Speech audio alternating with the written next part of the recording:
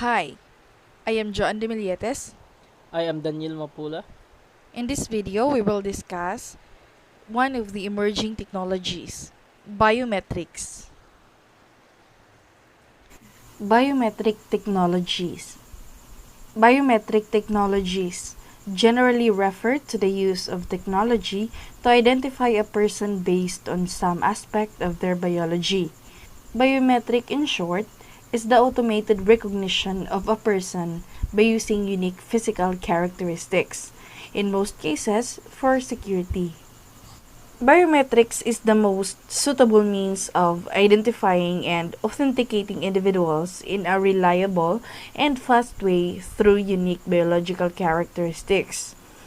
Biometric authentication is a security process that relies on the unique biological characteristics of individuals to verify they are who they say they are. Whereas, biometric identification systems broadly fit into two categories. The physical identification methods. These characteristics include face, fingerprint, hand geometry, and iris recognition. And the behavioral identification methods. These characteristics include signature and voice. Fingerprint recognition is one of the first and original biometric technologies that have been grouped loosely under digital forensics. So this was the first method for identifying people using fingerprints' unique structures, which is developed in the late 19th century by Edward Henry. A biometric device is based on a technology that can identify a person using their unique facial characteristics, fingerprints, signatures, DNA, or iris pattern. It has been derived from the Greek terms bio, which means life, and metric, which means to measure. Biometric devices are used for security identification and authentication. These devices can recognize a user and then correctly prove whether the identified user holds the identity they claim to have. Some examples of biometric devices are voice recognition, fingerprint scanning, facial recognition, and more. Following is a list of what devices use biometric technology. We have public safety and law enforcement through recognition and verification of criminals. For example, a biometric verification device. Next, we have military through identifying enemies and allies. For example, a handheld device, which is a portable version of the biometrics automated toolset that helps soldiers detect the enemy. Next, control of the border, travel, and migration through identification of travelers, migrants, and passengers. For example, the Dermalog that provides the world's first biometric border control system with integrated temperature detection, which is necessary for the COVID-19 disease matters.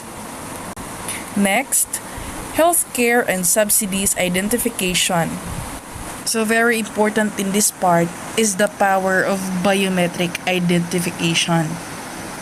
Next, logical and physical access through identification of parties involved. For example, face recognition. And lastly, commercial uses through identification of users. For example, fingerprint scanning and facial recognition. So these are the most common type of biometric authentication in the enterprise.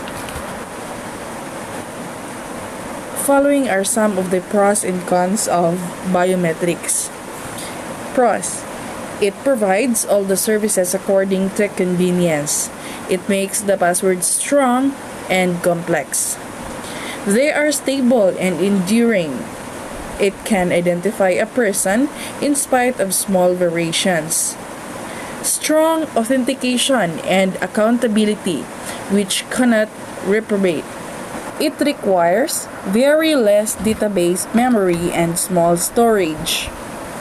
It provides safety and are non-transferable. Cons. The major challenge is the process of biometric is that it is captured and mapped to an identity. There is lack of accuracy which can lead to failure of the biometric system. Privacy is the biggest issue of the biometric solution. If once the information is hacked, it can lead to many serious consequences. At times, error in biometric devices appear like false rejection and acceptance. Future biometrics. The use of biometrics and our digital identities will only increase in the coming years, with an estimated 13.4% growth in the global biometrics industry over the next 3 years, according to Globe Newswire. So it will become a revolution in the future and will set up a mark for the people to access this system for their security. This will extend further to developing cities and other ecological systems. New innovations and modern methods have shaped the technology, so it will be available for both enterprises and customer services, which will include fingerprint face and iris scanning. So they have started to expand this system in medical fields all over the world. Government agencies are increasingly using biometric systems in variety. Data privacy is a broad topic that pertains to technology and policy.